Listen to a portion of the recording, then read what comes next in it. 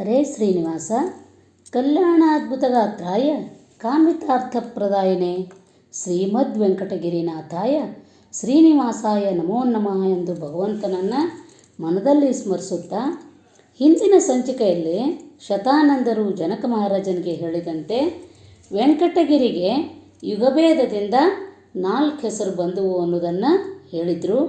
ಈ ದಿನ ಆ ಹೆಸರು ಬಂದ ಬಗೆಯನ್ನು, ಅದರ ಹಿನ್ನೆಲೆಯನ್ನು ಅವರು ಹೀಗೆ ಜನಕರಾಜನಿಗೆ ಪ್ರಸ್ತುತಪಡಿಸ್ತಾರೆ.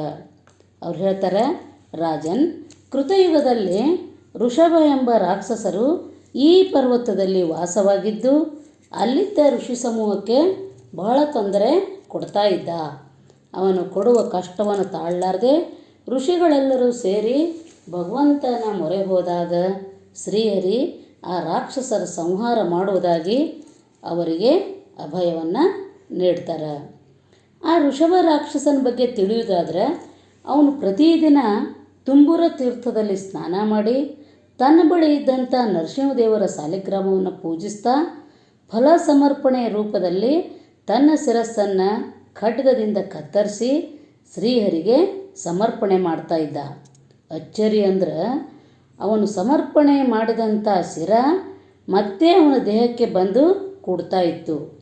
ಹೀಗೆ 5,000 ವರ್ಷವನು ಪೂಜಾ ಕೈಂಕರ್ಯ ಕೈಗೊಂಡ.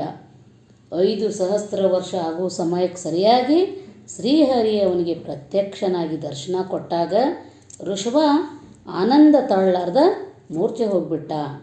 ನಂತರ ಅವನಿಗೆ ಎಚ್ಚರವಾದ ಮೇಲೆ ಭಗವಂತನನ್ನು ಕಂಡು ಅನನ್ಯ ಭಕ್ತಿಯಿಂದ ಪ್ರಾರ್ಥಿಸ್ತಾನ, ಸ್ತುತಿಸ್ತಾನ. ತನಗೆ ಭಗವಂತನ ಜೋಡಿ ಯುದ್ಧ ಮಾಡುವ ಬಯಕೆ ಉಂಟಾಗ್ಯದ ಅಂತಕ್ಕಂಥ ತನ್ನ ಆಸೆಯನ್ನು ಸಹ ಭಗವಂತನಲ್ಲಿ ವ್ಯಕ್ತಪಡಿಸ್ತಾನೆ. ಆ ಭಗವಂತ ತಥಾಸ್ತು ಎಂದು ಅವನ ಜೊತೆ ಯುದ್ಧ ಕಣಕ್ಕಿಳಿದು ಅವನ ಯುದ್ಧ ಕೌಶಲ್ಯವನ್ನು ಕಂಡು ಹರ್ಷಿತನಾಗಿ ಅವನ ಶಿರ ತರೆಯಲು ತನ್ನ ಚಕ್ರವನ್ನು ಪ್ರಯೋಗ ಮಾಡ್ತಾನೆ. ಸುದರ್ಶನ ಚಕ್ರದ ಪ್ರಭಾವದಿಂದ ಋಷಭ ಭಗವಂತನ ಮಂದಿರ ಸೇರ್ತಾನೆ. ಹೀಗೆ ಋಷಿಗಳ ಕಷ್ಟವನ್ನು ನಿವಾರಿಸಿದಂಥ ಶ್ರೀಹರಿ ಕೃತಯುಗದಲ್ಲಿ ಈ ಪರ್ವತ ಋಷಭಾಚಲ ಎಂದು ಪ್ರಸಿದ್ಧ ಆಗಲಿ ಅಂತ ತಿಳ್ಕೊಂಡು ಆ ಋಷಭನಿಗೆ ವರವಿತ್ತ. ಅಂದಿನಿಂದ ಈ ಪರ್ವತ ಋಷಭಾಚಲ ಎಂದು ಪ್ರಸಿದ್ಧ ಆಯಿತು.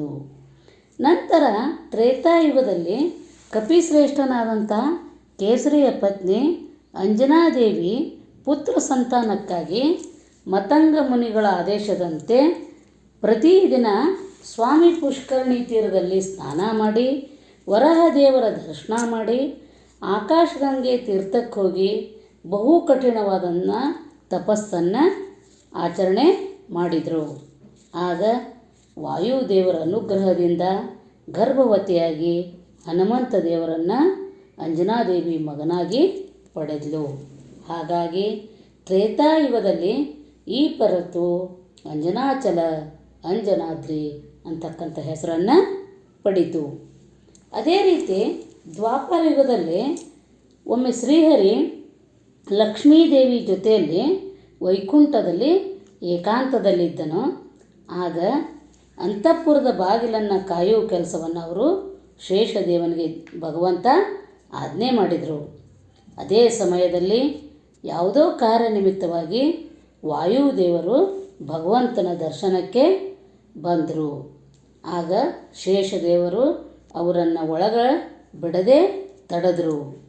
ಆಗ ವಾಯುದೇವರು ಹೇಳ್ತಾರೆ, ಶೇಷ, ನನ್ನನ್ನು ತಡಿಬೇಡ, ಶ್ರೀಹರಿಯ ದರ್ಶನಕ್ಕೆ ಅವಕಾಶ ಕೊಡು ಅಂತ ಶೇಷದೇವರನ್ನು ಕೇಳಿದಾಗ ಶೇಷದೇವರು ಹೇಳ್ತಾರೆ, ಸುವರ್ಣ ದಂಡದಿಂದ ನಾನು ನಿನ್ನನ್ನು ತಡಿತಾ ಇದ್ದೀನಿ, ನಿನ್ನನ್ನು ಒಳಗೆ ಬಿಡುವುದಿಲ್ಲ ಅಂತ ಸ್ಪಷ್ಟವಾಗಿ ಹೇಳಿದರು. ಆಗ ವಾಯುದೇವರು ಹಿಂದೆ ನಡೆದ ಜಯ ವಿಜಯರ ದೃಷ್ಟಾಂತ ಹೇಳಿ ಭಗವಂತನ ದರ್ಶನಕ್ಕೆ ಅಡ್ಡಿಪಡಿಸಿದ್ರೆ ನಿನಗೂ ರಾಕ್ಷಸ ಜನ್ಮ ಆಗಿತ್ತು ಅಂತಕ್ಕಂಥದ್ದನ್ನು, ಆಗುವಂಥ ತೊಂದರೆಯನ್ನು ನೆನಪು ಮಾಡಿ ಕೊಟ್ಟರು. ಆಗ ಶೇಷದೇವರು ಸುಮ್ಮನಾಗಲಿಲ್ಲ. ಕೋಪದಿಂದ ಹೇಳ್ತಾರೆ, ವಾಯು, ನಿನಗೆ ಬದುಕುವ ಅಪೇಕ್ಷೆ ಇಲ್ಲ ಏನು? ನನ್ನ ಶಕ್ತಿ ಸಾಮರ್ಥ್ಯದ ಅರಿವು ನಿನಗಿಲ್ವಾ? ನಿನಗೆ ಸರಿಸಮನಾದವರು ಯಾರೂ ಇಲ್ಲ ಅಂತ ತಿಳಿದುಕೊಂಡಿಯಾ? ನನಗೆ ಸರಿಸಮನಾದವರು ಯಾರೂ ಇಲ್ಲ. ಮೇಲಾಗಿ ನಾನು ಶ್ರೀಹರಿಗೆ ಹಾಸಿಗೆಯಾಗಿ ಸದಾ ಅವನ ಅಂತಃಪುರದಲ್ಲೇ ಇರ್ತೀನಿ. ನಿನಗಿದು ತಿಳಿದಲ್ಲವೇ? ಜಾಗ್ರತೆ ಅಂತ ಅಂದ. ಸ್ವಪ್ರಶಂಸೆ ಮಾಡಿಕೊಳ್ಳುತ್ತಿರ್ತಕ್ಕಂಥ ಶೇಷದೇವರನ್ನು ವಾಯುದೇವರು ಬಿಡಲಿಲ್ಲ. ಬೆಕ್ಕು ರತ್ನ ಮಂಚದ ಸುಪ್ಪತ್ತಿಗೆಯಲ್ಲಿ ಅರಸನ ಜೊತೆ ಮಲಗಿದ ಮಾತ್ರಕ್ಕೆ ಅದು ಪಟ್ಟದಾನೆಗೆ ಸಮ ಆಗ್ತದೇನಂತಂದರು. ಅಲ್ಲದೆ ದೊಡ್ಡವರ ಬಳಿ ಇದ್ದಾಗ ಈ ರೀತಿಯ ಅಹಂಕಾರ ವರ್ತನೆ ಸಲ್ಲದು ಅಂತ ಶೇಷದೇವರಿಗೆ ಉಪದೇಶನೂ ಮಾಡಿದರು. ಹೀಗೆ ಅವರಿಬ್ಬರಲ್ಲಿ ವಾಕ್ಯುದ್ಧನ ಪ್ರಾರಂಭ ಆಯಿತು.